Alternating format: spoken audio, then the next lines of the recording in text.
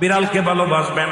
অমুসলমান শুনে নাও, আল্লাহ নবীজি অমুসলমান শুনে নাও, দিলের কান্ডা লাগানো শুনে নাও। পৃথিবীর মধ্যে মহামানব যারা আছে দুনিয়ার মধ্যে বিড়ালকে ভালোবেসেছে। এই বিড়াল একটা গৃহপালিত পশুর মধ্যে পড়ে যায়, এটা এত প্রভুভক্ত হয়, এত মুসলমান শুনে নাও। বিড়ালটাকে অত্যন্ত মায়া করবেন। বিড়ালটা যদি দোয়া করেন, বিড়ালটাকে বিনা কারণে কোনো বিষ দিয়ে মারবেন না, কোনো কিছু দিয়ে মারবেন না।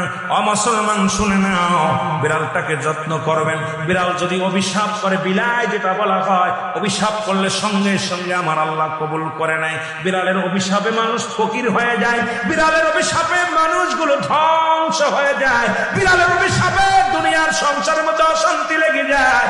বিড়ালকে ভালোবাসলে, ও মুসলমান শুনে নেও, এই বিলাইকে ভালোবাসলে, বিলাই যদি দোয়া করে, বিলার দোয়ায় আল্লাহ দরবারে অনেক ফায়দা লুটতে পারবেন। জোরে জোরে চিল্লায় বলা যাবে না মারহাবা।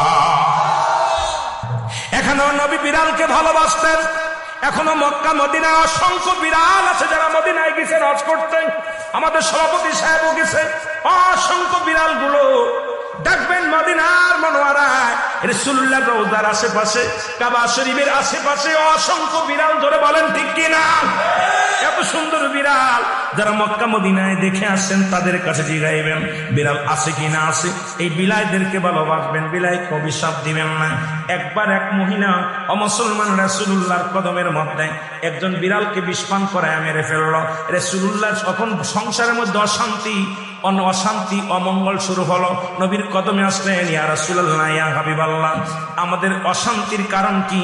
জিবরিল আমিন এসে বলে, ইয়া রাসূলুল্লাহ, ইয়া হাবিবাল্লাহ, উনি যে বিড়ালটাকে পালন করতেন, ওই বিড়ালটাকে অনেক কষ্ট দিয়ে মারছে, খানা দেয় নাই, ঘরের ভিতরে আটকায় রাখছে, নির্যাতন দিয়ে মারছে। এত কষ্ট পেয়ে বিড়াল ছানাটা মারা গেছে। ওই বিড়ালটা বরদোয়া আল্লাহর দরবারে কবুল হয়ে গেছে। তওবা করেছে। তওবা করার পর নবীজি নিজেই বলছে বিড়ালকে ভালোবাসো। আর নবীর সাহাবী আবু হুরায়রার কোসের মধ্যে একবার বিড়াল নবীজি আলোচনা করতেছিলেন সাহাবীদেরকে নিয়ে। বিড়াল ছানার পিতা আবু হুরায়রা, আল্লাহু আকবার বলেন না। বিড়ালের পিতা হঠাৎ করে কোসের মধ্যে বিড়াল ডেকে উঠছে। নবীজি বললেন, এ আবু হুরায়রা। সবাই আশ্চর্য হয়ে গেলেন, এবার বিড়াল ছানার আব্বা কি ডাক। হঠাৎ করে আব্দুল শামস আব্দুর রহমানের কোসের ভিতর থেকে একটা বিড়াল বাইর হয়ে আসলেন। নবীজি আবু হুরায়রা নাম দেয়া হওয়া, উনি বললেন, ইয়া রাসূলুল্লাহ, ইয়া হাবিবাল্লাহ, আজ থেকে আমার সমস্ত নাম আমি অফ করে দিলাম। আমার নবী আজ থেকে বিড়ালের বাবা বলে আমারে ডাকছে, আমি বিড়ালের বাবা হই।